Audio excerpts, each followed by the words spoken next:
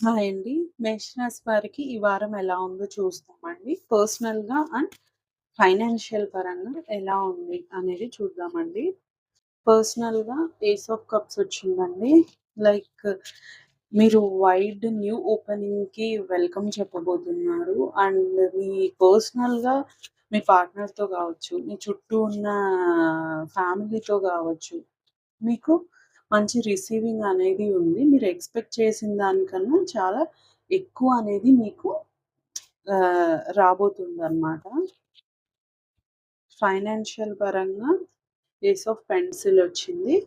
Like మీతో ఒక idea ఉండడం కానీ, మీకు ఆపర్చునిటీస్ ఓపెన్ అవ్వడం గానీ, ఆపర్చునిటీస్‌కి మీరు ఓపెన్ అవ్వడం గానీ, అలాంటి సిట్యుయేషన్ కనిపిస్తుంది.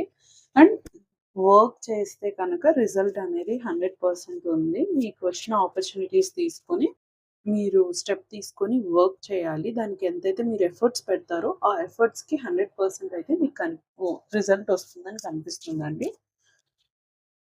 డివోషన్ అండ్ మీరు చేసే పని పట్ల మీకు ఒక రెస్పెక్ట్ ఉండాలి. ఒక రెస్పెక్ట్‌తో ఒక డివోషన్‌తో మీరు మూవ్ అవుతారు.